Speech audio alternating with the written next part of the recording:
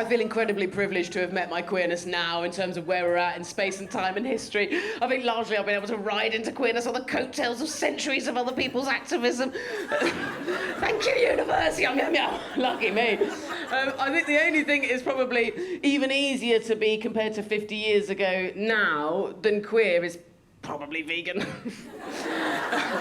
Just because you can get vegan food everywhere now, can't you? I mean, you can get plant-based food everywhere you go, and they've learned to do stuff, you know, they're amazing. You can get a full vegan menu in Wetherspoon's pubs now. Do you know Wetherspoon's, where progress went to die? I think it's an incongruous place to be able to get a full vegan menu. You know, I just mean that vegans haven't had to have centuries of being sort of like oppressed and jailed and killed and converted to get their own whole menu, have they, in Wetherspoons? You could argue they've had a long time of culinary oppression if you tasted tofu. No, none of us have, but we've all eaten it.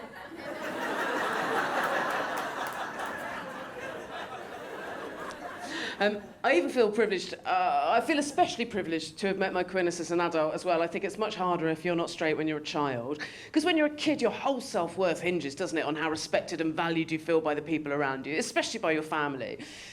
Whereas once you're in your mid-30s, you think, wow. You can disown me if you want, actually, Uncle John, I couldn't give a fuck. I'll be honest, Uncle John has always been a chore. Bye, John. Oh, John, before you go, please, could you chuck me out of the WhatsApp group? There hasn't been nothing. I've noticed bits and bobs. I've had a bit of disbelief. I found that fascinating. I've had a bit of disbelief that I was ever straight. I think people like to think of all queerness as being born in a terrible closet full of the tears of Kelly Holmes and Philip Schofield. And not to belittle their terrible experience, but I'm afraid that wasn't my experience. I wasn't having an oppressed time, I'm afraid, so I was having a fucking great time loving and fucking all those blokes. Woohoo! I had loads of opportunities to get off with women, didn't want to, don't know what happened. One day something changed, really did. I'm only a clown, I can only speak to my own experience. I don't understand the chemistry of it. I've got no sciencey way of backing this up. The only evidence I can think of is, can you imagine a less lesbian crush than Gandalf? I've been fascinated by the curiosity I've had. I even naively thought that by now, if you were sort of in public in a same-sex relationship, that was like, you know, I didn't realise that you're still, like, spotted. Even if you're in, like, a busy city or a festival or something like that, like, you get noticed. You get, like, whispered about, you get, like, giggled about, you get, like, sort of seen in a way. Like, I think because I've had such recent straight relationships to compare it to, I was a bit like, oh, God, it's like people are sort of, like, sometimes you get the impression people genuinely are negative. You get the idea sometimes that people are excited to have seen two women together in the wild. Sometimes you get the idea that people are genuinely so excited about it they couldn't not say something or point or something, like, you know, when you see a really, really, really, really, really big dog who one of its granddads must have been a horse.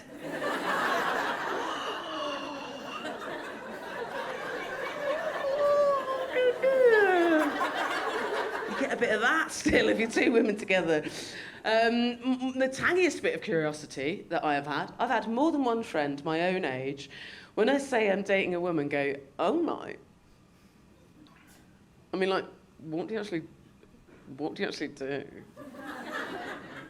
Where do I begin? I mean, the problem's with the question, isn't it? The problem is with the question, what do you actually do? That is, I mean, for a start, no straight person's ever been asked that, ever, have they? No straight person's ever said to their friend, oh, I'm seeing someone new, and the friend's first thing to be like, oh, right, tell me exactly how you fuck. Just wouldn't. What do you actually do, they're asking. Also, where the hell have these friends been? What do you actually do? I'm pretty sure they've used the internet ever. What do you actually do? Knowing my luck, the exact answer is probably on the Wikipedia page. What do you actually do? How straight are these friends that they cannot work it out? It also betrays a massive lack of imagination, doesn't it? What do you actually do? What do they think two women do when they get in the bedroom? They think we just sort of stand there. Just really sort of seriously and morosely, sort of slowly. Just sort of miserably take off our clothes. Look down in a really disappointed way at where a willy still hasn't grown.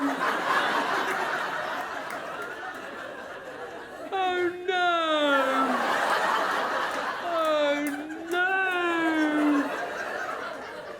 I still haven't got one.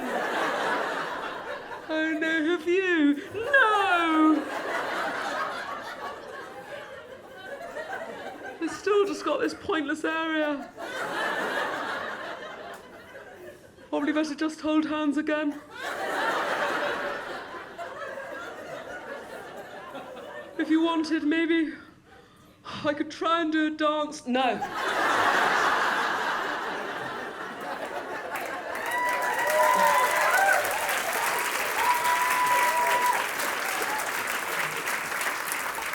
And then there's the labels, and there's choosing an identity for your sexuality. I hadn't realised what a minefield it was out there. I hadn't realised how spicy and politicised it had all got. I hadn't realised how sensitive it all was. I hadn't realised the wars that were going on. I hadn't realised the thesis that they were behind every single one of these identities. Oh my God, I hadn't realised what I was getting myself into. Also hadn't realised how lucky I'd been up until this point to have previously been born into every label I'd ever had, like a beautiful comfy nest, never had to pick a new one. And when you're adult, you know, you always think you already know who you are. It's really confusing. You don't know what's it. I fucked it up. I thought, well, I'll just try them on like clothes. See what I feel like suits me. That's a great way to do it. I made so many mistakes. Initially, I told everyone I was bisexual. Then I learned about pansexuality. Thought that much better describes me, but identified as pansexual on Radio 4's Now show, and Twitter lit up. And let me know that I had single-handedly erased bisexuality. I didn't know I could do that all by myself. I don't know if you've ever felt simultaneous sadness, shame, and incredible power. It's confusing, and frankly, enough to put you off. I was like, oh God, I can't be arsed with this. Don't involve me in your argument I didn't even know existed. I can't join in with a war I didn't even know was there. Oh, I can't be bothered with this. I'm not going to have a sexuality then. I'm just not going to have a sexuality identity. I'm going to be one of those people that refuses to talk about it. I'm just going to say it's none of your business. I'm just going to Cliff Richard this shit.